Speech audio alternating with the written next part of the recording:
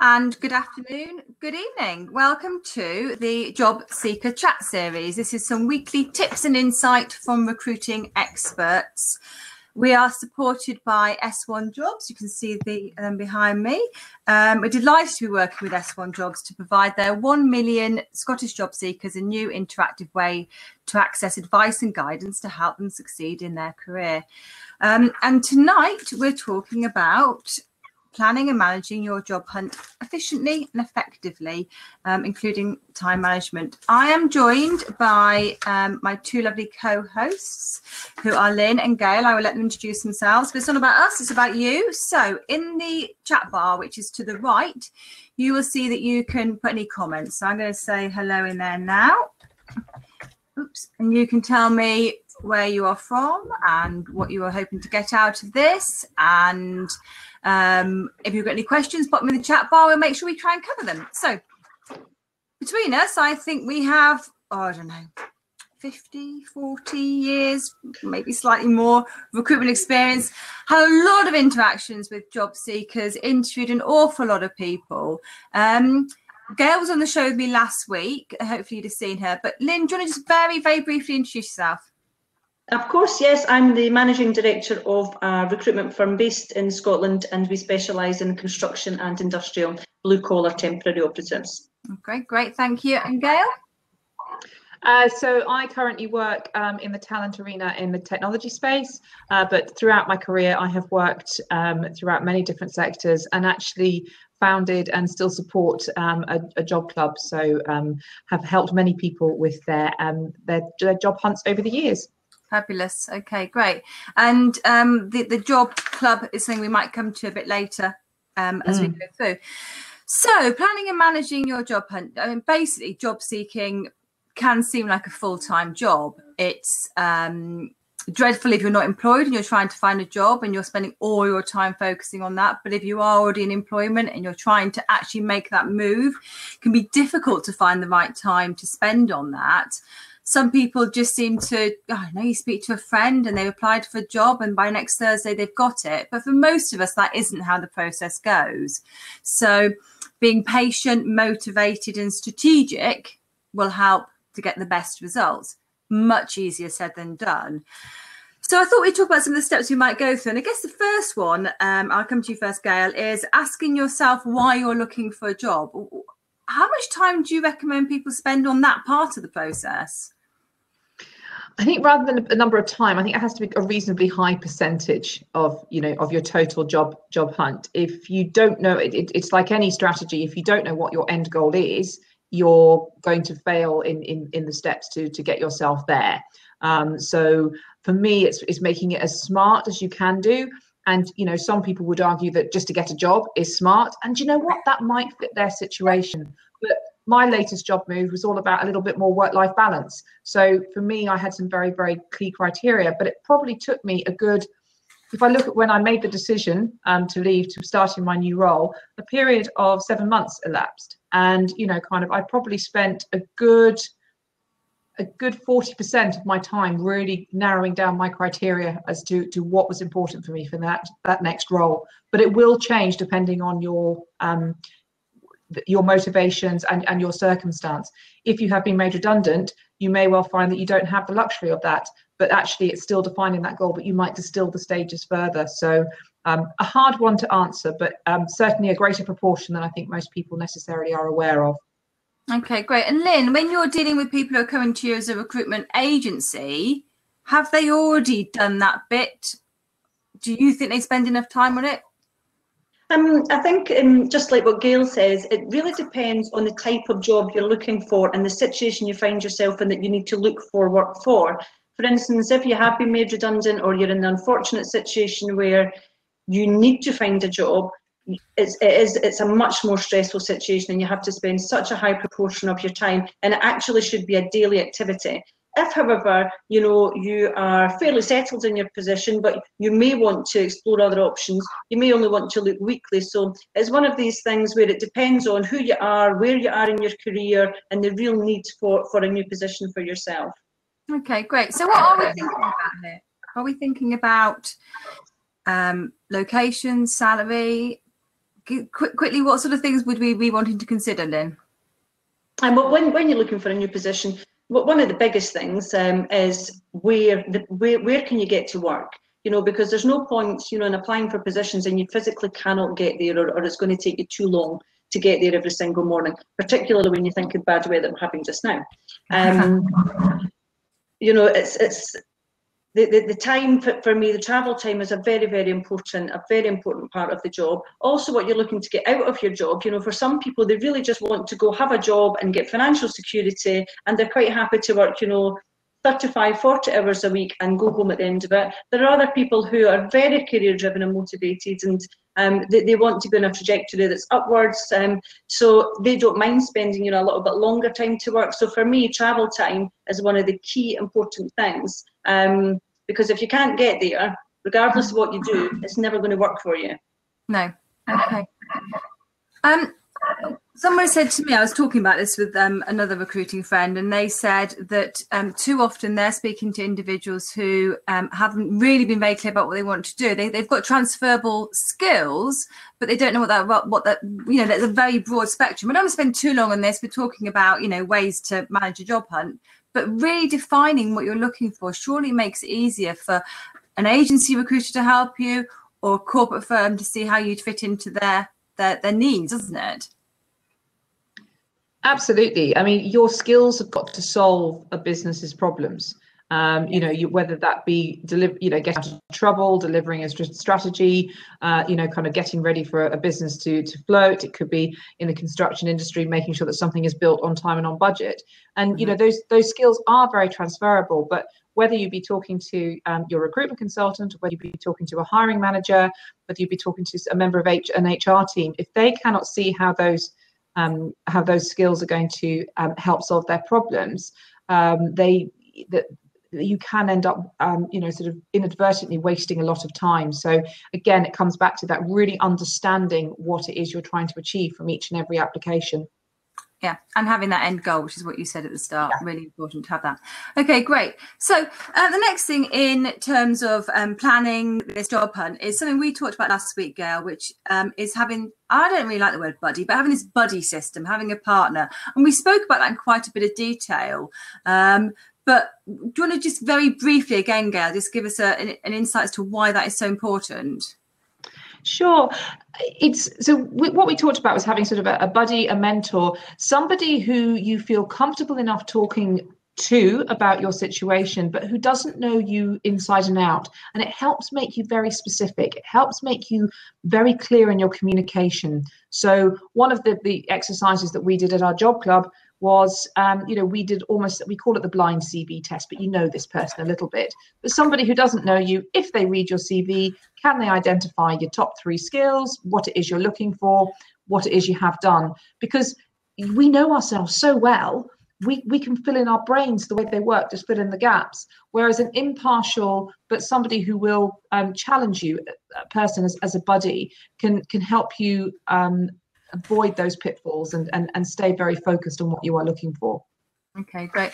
And a job club can help perform that role for individuals as well, or part of that, to knock ideas around and things like that. That can help too, can't it? Absolutely. Okay, great. Now, again, in one of the previous shows, we talked about staying positive, and this is around the fact that really looking for a job, in all likelihood, you're going to get more setbacks than you are going to get, you know, positive reinforcement. You're going to get much more rejections than you're going to have positive, you know, be encouraged to interview and things like that. So how do you prepare yourself for these rejections? And Lynn, have you got a couple of ideas that people can use to kind of, when they're starting to go through these steps, how can they get themselves ready? How can they get that right frame of mind? It is a very challenging part, and probably the most challenging part of a job hunt is knowing that you will be, you'll be less successful than you will be successful in your applications. The biggest piece of advice I can give is you just must not get downhearted about it, and you must not take it personally. The people, you know, that are looking at CVs, the people that are interviewing, they have to find the best person they believe for that that particular position. And most people will not be that perfect person, because there's only one person gets that job. So there will be one job out for you, but you have to find it. But you have to, you just can't take it personally. You must tell yourself this every day, before you're applying for jobs. Every time you get a piece of, if you get a piece of communication to say, you've not been successful for CV, for a CV shortlist or interview, it's very simple. You just cannot take it personally. No. You just have to move on and think you're just one step closer to your next, to the most successful position for you. Okay, that's right. So Ian has asked a question, which Gail, if you have got lots of transferable skills, does being too specific about what you're looking for mean you're cutting off other opportunities you might be suitable for? Now, the reason I'm coming to you with that one, Gail, is that you're looking at individuals for one role when you're a corporate recruiter, slightly different for Lynn. But if you see is that not a risk that you will just discount somebody? It's a potential risk, again, it depends the organisations that you are applying to. So if, for example, you're in a smaller organisation and you had one recruiter working across the whole business, then they may be able to see, other opportunities. If, however, you're going into, kind of one of the big corporate organisations, kind of often the recruiters are working on specific vacancies, and therefore you are at a risk of cutting off other opportunities that are there. And I would also say a lot of it will depend on the recruiter and whoever is reading your CV. But it's like everything in life. The more specific you are, the more avenues you are closing off. And but it's getting that fine balance of putting enough transferable skills to demonstrate that expertise, without looking like you have too many transferable skills and not being specific enough. So again, going back to my earlier point, is you need to be really reading the job descriptions that you are applying for and taking your time to select the most relevant transferable skills and the most hard to come by transferable skills that you have. And therefore you are more likely to actually increase the opportunities that will be right for you. And that is a frustration, is the amount of time you have to invest in every opportunity you apply for. And we talked about this in a previous show, is that, you can spend an hour putting together that tailored CV, that tailored cover letter to highlight the best bits of your experience, and that can feel very frustrating when you're doing that over and over again. And Lynn, there's a question in the sidebar from Jackie, which I'm going to put to you, which actually does touch on this a little bit, which is that she's registered with various agencies, spent time meeting with, explaining what they're looking for, hasn't heard back. And actually a two-part question, and she used to chase them up. Is it worth still chasing them up? So I'm going to ask you that one first as an agency. Well, to be honest, if an agency doesn't get back to you in any way, shape or form, I would suggest it's just plain rude. The agency, it should have some kind of software that will give even an automated response, because sometimes any response is better than no response. So that must be very frustrating, particularly if you're really actively seeking work. But no, she should definitely keep getting in touch with these agencies. It might be, she might need to look for a different point of contact in the agency or escalate it. Because most recruitment agency owners and managing directors like myself would be very frustrated if our members of our team were allowing the opportunity for active job seekers to fall out with their hands. So I would definitely suggest she gets back in touch with them, and maybe somebody a little bit more senior. Okay, yeah. And Gail, the second part of Jackie's question is, I've been actively looking for a new job for 4 years, always come a close second at interview, really frustrating, hard to keep going. Any suggestions? And this is something which I speak to loads of people about. It is, and it's actually the bit that I hate about my job the most is when I have to tell the person who came second, because it's difficult news to give as well as to receive. I think what I would say is, firstly, have you sought feedback, sort of on all of these seconds, and and I would analyze, sort of if there is any correlation in the data.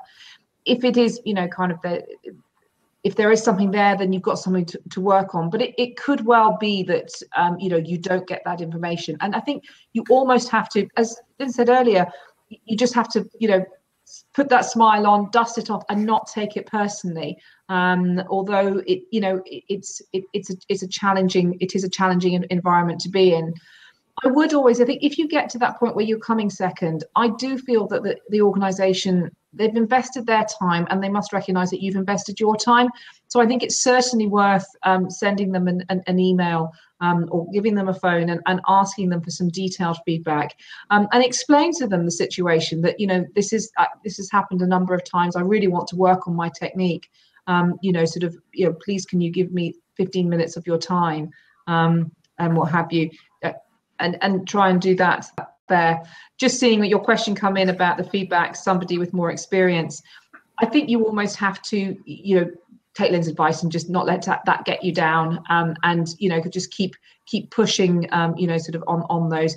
Maybe look at a little bit more about how you can close an interview. Could you do a bit of a trial close on them? Are there any areas of my experience which you'd like me to go into further detail? Are there any reservations about, kind of my levels? Depends on your personality. If you're confident enough to do that, quite common in sales. But I think, that there are sometimes, it's a little bit like, as Lou said, you are going to get more no's than yeses, and you just think, right, that's one more no on my way to yes. And some of the ways to try to get a more of a closure before you leave the interview, thing we will come to in the show we're doing on the 13th of March, around some of the ways you can maybe get a stronger feel for where you sit in the interview process before you leave that interview, so that you can overcome objections they may have. And Stephen, who's works with us, has said, remember that the feedback after being unsuccessful may not always be the gospel truth. And I think that is a sad honesty around this, is that sometimes recruiters do try to sugarcoat it. So, they're not always going to be able to say, and we talked about these things you just cannot influence. Sometimes there was an internal candidate who inevitably was going to get the job.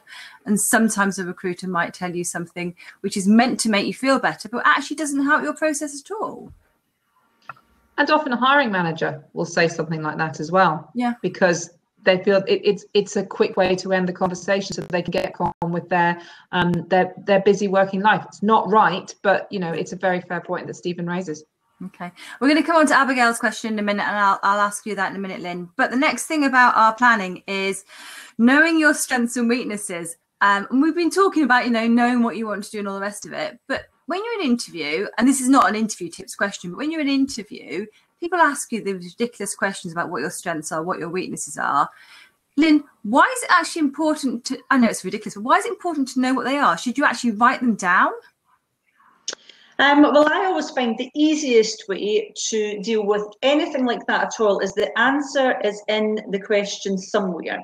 And usually if someone asks you about your strengths and your weaknesses, you will actually find out the answer, or what the client is looking, or the hiring manager is looking from you, is in the job description, because they are telling you in their job description the duties and responsibilities, the competencies required. So it's very easy to say this is, and you match your own background to what the client or the hiring manager is looking for. So that would be my top tip there, is it's in there somewhere. You just have to read the job description properly and work it around it that way. Okay, and if you're at a slightly earlier stage in the process and you're deciding, putting your CV together, I guess what you could do with that is you could think about the types of job you're going to be applying for, and what those strengths are going to be, and what the weaknesses they don't want to see are, and make sure that that you exhibit those even before you start applying for jobs. Yeah, definitely. And what also one of the other biggest things is update your CV with every single achievement as soon as you have met your achievements, rather than wait till you're looking for a job, because once you're looking, it's very difficult to find, and understand what you feel your strengths and weaknesses are, what your biggest achievements are. So if you do it regularly, even when you're not job hunting, the job hunt will become a whole lot smoother. You see, I think that's brilliant advice. I know so few people who do that, and then nobody does it. That job I had. No, I've been in my work, for 10 years. So, and I wouldn't do it, but I encourage anyone, update your CV as and when you can. Even if it's once a quarter, it doesn't matter. But it's the easiest way to then look for your next job. Okay, so I'm going to ask you a quick question, then we will come on to Abigail's question. So the next stage in planning and managing your job hunt effectively is around creating that CV and LinkedIn profile. What would you say about that? Don't look at mine for inspiration at the moment. Something I have been very sort of neglectful on, but picking up on what Lynn said, it's adding, your social media profiles can really help add things. If you are on Facebook and you're checking into awards nights and what have you, you can help, sort of get your timeline. The CVs are a fascinating debate. If I had 5p for everybody who told me how to write a CV, I would be incredibly wealthy. And even if you Google how to write a CV, just UK searches, you come up with over 5 million different pages. So there's a lot of advice out there. But I always say simplify it. The CV is a route to open the door for an interview. So therefore, it must go back to that goal. What is it you are looking for? What the gaps that the company are going to want to be closing, and what what skills you have, which will help you get to that sort of phase. So I think if LinkedIn, you're probably going to be a little bit more general because you're not applying for specific roles. But let's say, for example, you want to be a project manager. They're not going to want to see somebody who's got no budget skills, no time management skills, no project management methodology. So, you can be quite sure that those key skills should be there. Whereas on your CV, you'll be wanting to show the commercial benefits of these skills, that little bit more. But it's keeping that end goal. What role am I getting to? What problem is that going to be solving for any business? What skills can I bring to help close those gaps? That's absolutely right. And that having in mind what you wanted to do at the start and making sure everything reflects that. One of the other things I would say about LinkedIn, and it's really obvious almost, is to make sure it does actually match your CV. So maybe It's not as detailed as your CV, but certainly there should be the same jobs on there. So never try to hide a job. But if there was a career break which you choose not to make reference to, or you choose to reference in a certain way, do it consistently. Because recruiters, if there's one thing we do, it is Google and look on LinkedIn for our candidates as soon as we're speaking to them. Now, we're not trawling through your Facebook profile, but we are going to make sure that what we see on LinkedIn is the same as what you're saying in your CV. So absolutely update them both side by side. Okay, Lynn, I'm going to ask you this question about, which Abigail's asked us, which is, I wondered what you thought about the pros and cons of taking a stopgap job versus waiting for the perfect role. So if you're out of the job market, is it better to have something on your CV? Yes. Yes, and also for your personal finances, I would imagine. Yes, definitely, because it's actually showing, a willingness to work. Which is very, very important. Filling your time, if you can, with a stopgap job, and it may not be your perfect job, but it's maybe a time where you might get different skills because it might not be the type of job you would have done before. But also even things, like doing charity work, just anything that will keep you busy and motivated. That's what employers look for. They want to see someone that's a contributing member to their own life and to society. So yeah, I would say a stopgap job, any job, charity work, anything is better than nothing.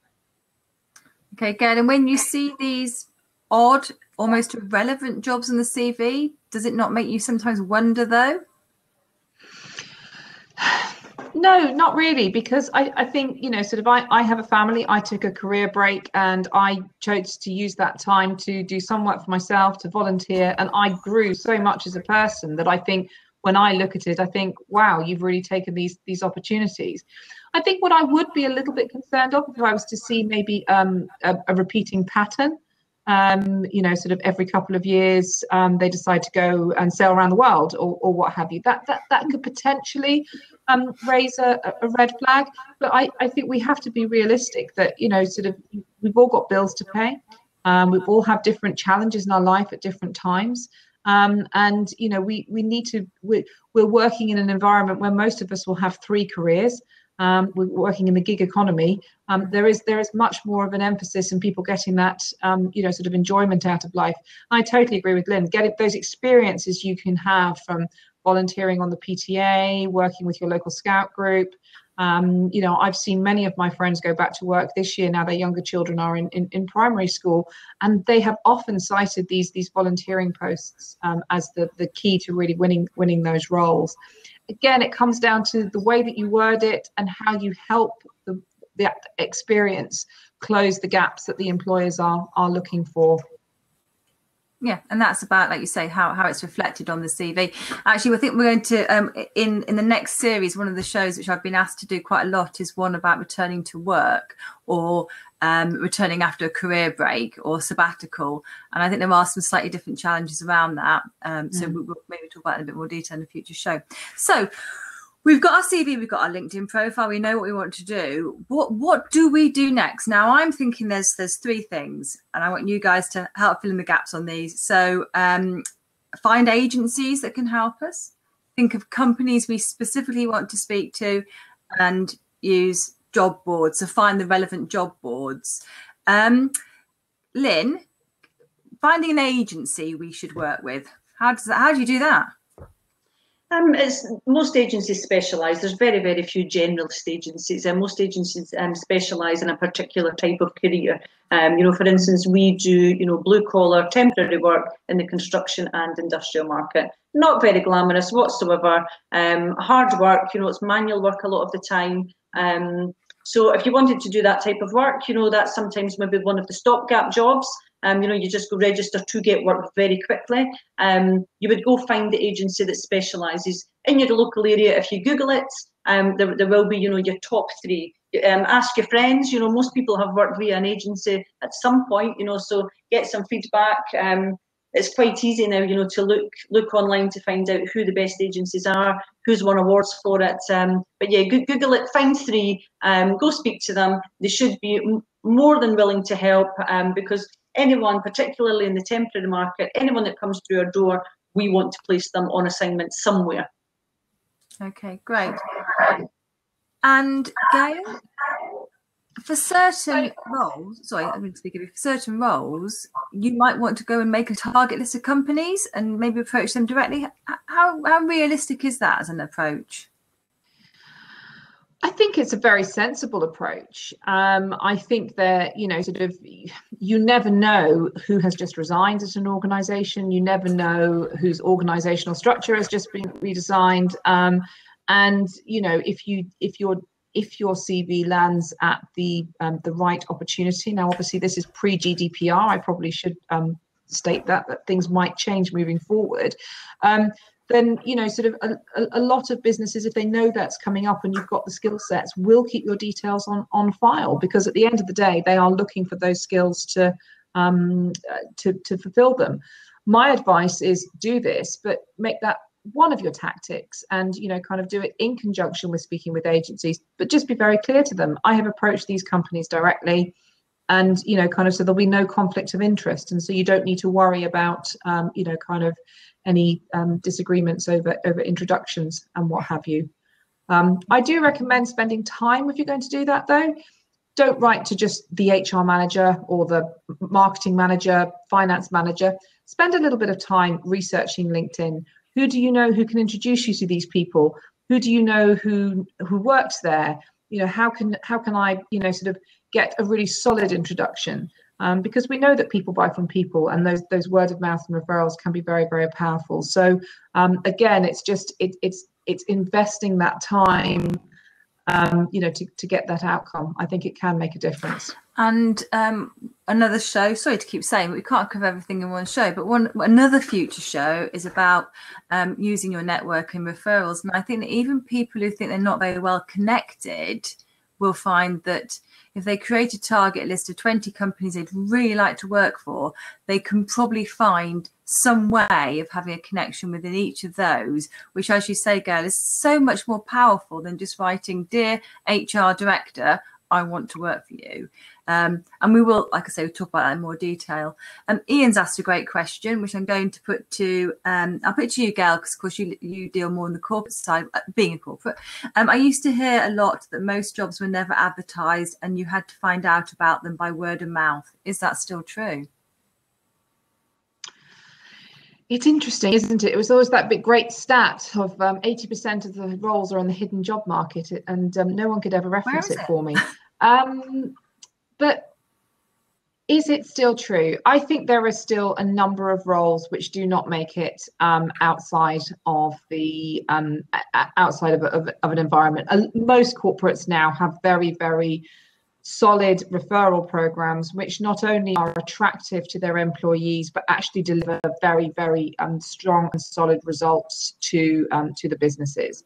And I think that that will keep some roles. I wouldn't like to hesitate a guess on the proportion of roles, kind of away from the outside market. To a corporate recruiter, it's gone to the outside market because of the referral. But if you're thinking about sort of the job boards or LinkedIn or an agency, there are some roles which they will not need to use for those roles. For very, very niche roles, however, I still think that they will go on. There are niche job boards, there are specialist regional job boards, and then, as Lynn says, you've got your specialist recruiters, and kind of the goal for any corporate recruiter, whether you're working in a small organization or one of the largest, is to fill these vacancies in the shortest amount of time, and you have to use the correct strategic route. So I think a little bit of research into the market that you're trying to get into, on sort of how well advertised these are, will help you understand how hard you should be hitting your network, as opposed to how hard you should be working with third parties. Yeah, no, that's right. I mean, it is crazy to cut off any avenue, but obviously in some sectors there will be a prevalence of recruitment done through different methods, and there is still print publication in some sectors. Yeah. So you need, that's part of your initial research, is working out where you will find those jobs. And like we say, Google your ideal job and see what comes back. And if what comes back is a load of different recruitment agencies who are giving a lot of information about how they specialize in that, then that's a strong indicator that the market is strongly serviced by agencies there. If you get back 3 great job boards, so if you're looking for jobs in Scotland and you type in jobs in Scotland, well, then you're going to see what job boards will work for you, and there are other job boards available, but you doing that little bit of research before you really start to drill down on what job you're going to go for will give you a good indication. And Lynn, using social media, how much do we need to get out there on Facebook and Twitter? I know, Gail, you touched on having some presence if you've got good skills, but Lynn, what do we do? Do we need to on everything? No, you don't. I would say if you're looking for a job and you're in the professional market, your go-to social media would be something like LinkedIn, because it profiles yourself. If, however, you really want to, for instance, I would imagine if you're working marketing, you would probably want to be on social media that's very interactive, and you can add, your target companies, that type of thing. So I think that there will be social media platforms for everyone.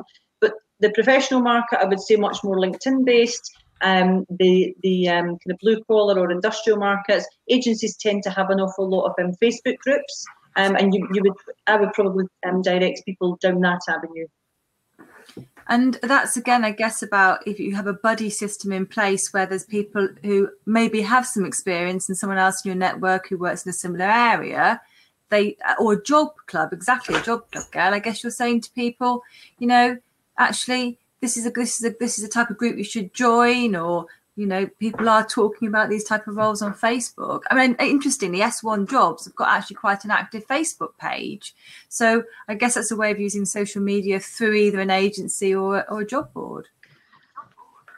Yeah, and I think it's also depending on where you are with your career. So, for example, when I was working predominantly in early careers, we knew that Snapchat and Instagram and Facebook, were our key areas, where Facebook is dropping off from that target market a little bit in some elements.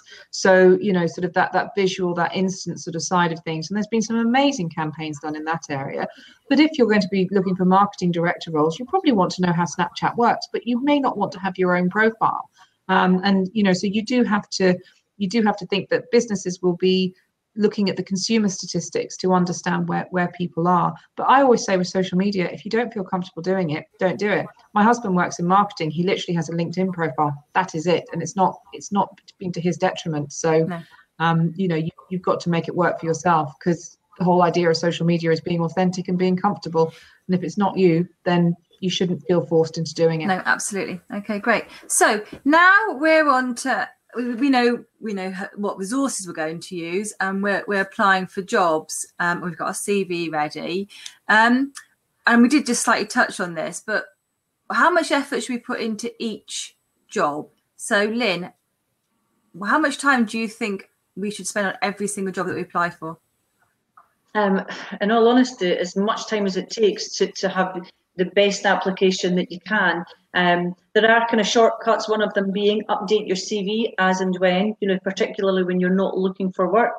And again, it depends on if you are needing work tomorrow, or if you're already in work. If you're already in work and, so perhaps you can maybe only look once or twice a week. But if you're not working, I would suggest there has to be daily activity. But you want to have some varieties, so maybe one day you want to be applying for jobs, and the next day you maybe want to be researching, future employers, and the next day you maybe want to start looking at how you network. So you probably need to have a little bit of variety just to prevent boredom, because it can be, it can be very hard to look for work. So if you don't have a job, you need to be doing it as your job. And if you do have work, you're lucky, and you don't need to spend so much time. Okay, Gabe, have you got anything to add on that? I totally agree. It does really vary. If you know that you're using your transferable skills rather than you're an absolutely perfect match for the role, you probably want to spend some more time. And again, it comes down to, are you actually applying for that job, or are you just sending your CV? And if you really, really want that job, an investment of 1 to 5 hours, whatever it takes to make you feel comfortable and confident is an investment that's worth making. Okay. And on that note, it isn't just sending your CV. It is going back to that, if you see a job for a company where somebody else who works there, thinking about how you can utilize your network as part of that, or if you've got any connection with that business in any other capacity, making sure you share that information. It's not about turning up on the HR director's doorstep. That's inappropriate, but it is about actually using your network and using every avenue that you can to make this work in every opportunity. And as a result, you shouldn't be applying for 40 jobs a day unless you're looking for labourers work, but you really shouldn't. If you're applying for 40 jobs a day, you don't want all those jobs. Somebody said to me, the most frustrating thing is, as an agency, I'm sure you've seen this, Lynn, is having a candidate who applies over and over and over again to every single job you advertise. How does that make you feel when you see that? Oh, have I lost you then? Can you hear me, Gail? I can hear you. Do you want me to pick that up? Yes, please do. So we had a candidate exactly like this, and the tale went that kind of it didn't matter what role that we advertised, they would apply. So one of my friends, this was going back before the ASA were involved, they put an advert on for the first underwater helicopter engineer, and sure enough, this person applied. And to us, it just showed they weren't reading the specification, that there wasn't a commitment, and kind of they were just looking for. They were just applying.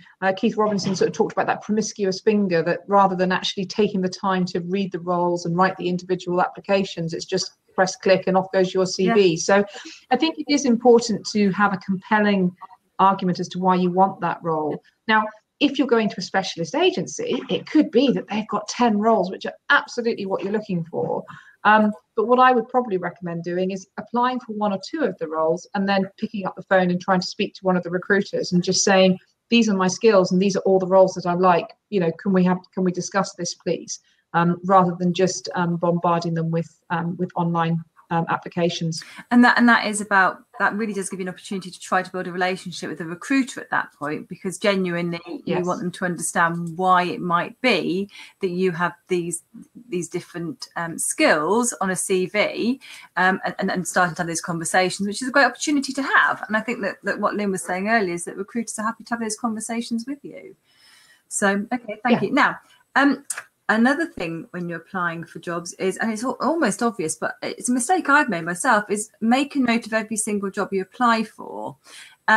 So when I was a recruiter, which was quite a long time ago, the number of times I'd phone a candidate up, I mean, this was pre-internet days, so they'd all posted their CVs in. I'd phone a candidate up and I'd say, got your CV for that marketing job? And they'd go, oh, do you mind just refreshing me as to what that job is? And I think that doesn't give a great impression. So you said earlier, Gail, treat it like a project. How do you keep track of that? I mean, I know if you apply through job boards, you can, but do you think there's more to it than that? I always recommend keeping a spreadsheet, which, people who know me well know I hate Excel, but actually it's a really good way of just having that, kind of that action sheet there, almost like a log. So you're literally saying on, to Wednesday, the 28th of February, I've applied to this and this role through this and this medium. And I give myself actions, closing date or to follow up by, or how I'm going to follow up. And it's because it's the only way to manage it. And particularly, I think if you are looking to transfer your skills into a new market, I think that spreadsheet can be really helpful, because if you've just spoken to somebody about, let's say, a project management role, and then, kind of someone's phoning you about a marketing role, you need to be able to have something that's quick to refer to. And, nowadays you can have access to it, on your phone, on a tablet, on your laptop, or a good old fashioned, sort of diary would work as well. But I think really keep almost project managing yourself to keep yourself on track is absolutely key. You want to be credible at every single stage, whether you are talking to, sort of an agency before they're representing you to a client, or that first call into a client. You lose that credibility. I think kind of that can be quite detrimental.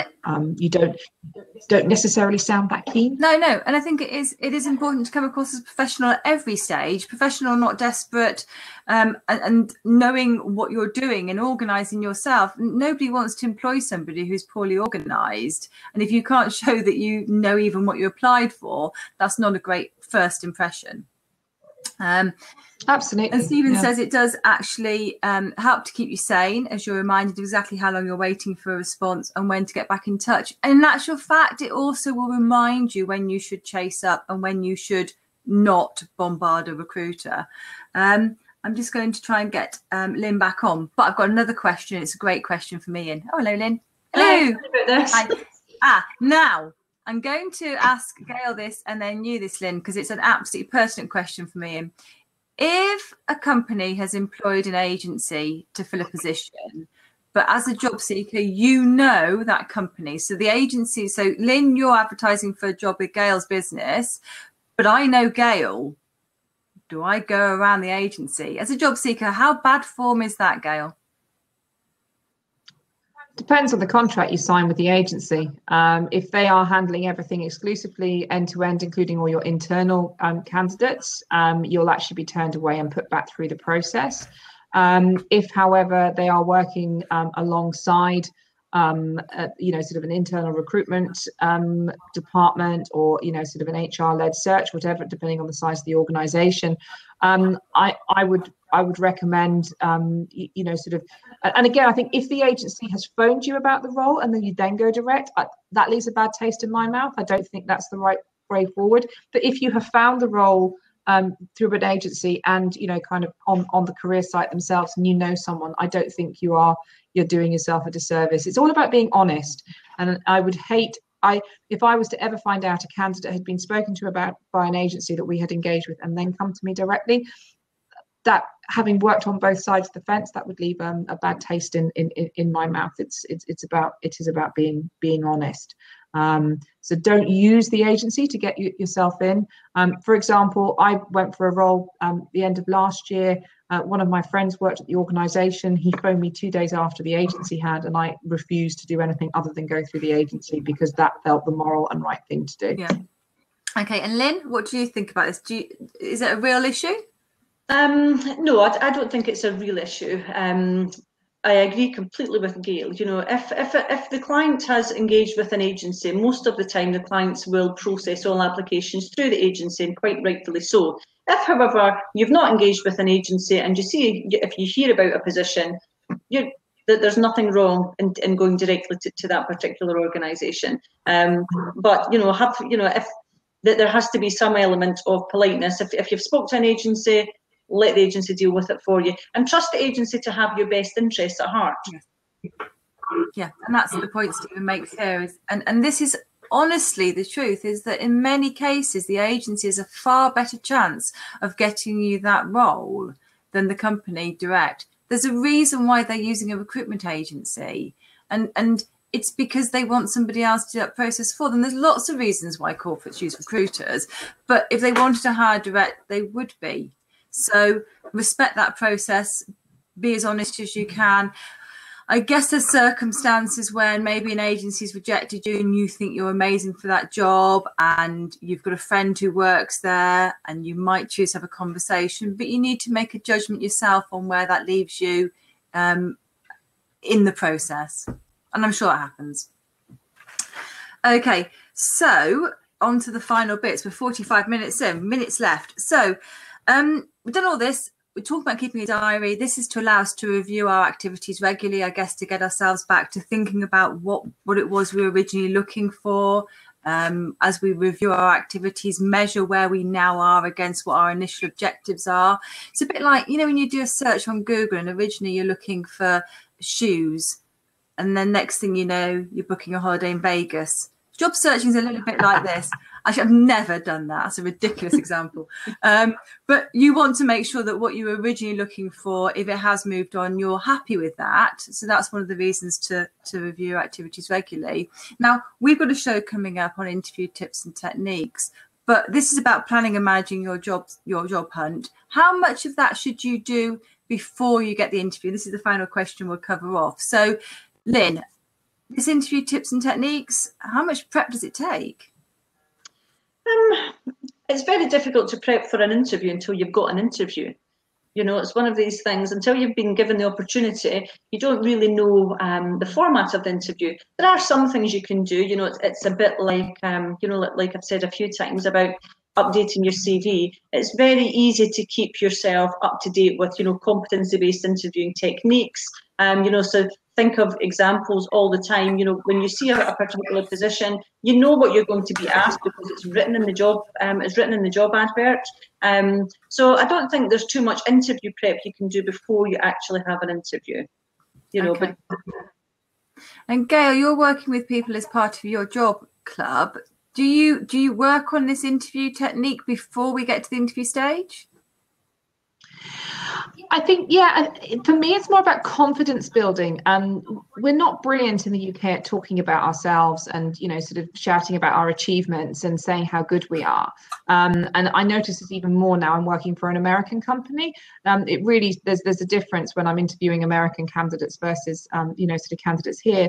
So what I talk about is get used to talking about yourself. And I know that might sound really daft, but while the kettle's boiling in the morning, do your elevator pitch, who you are, what it is you're looking for.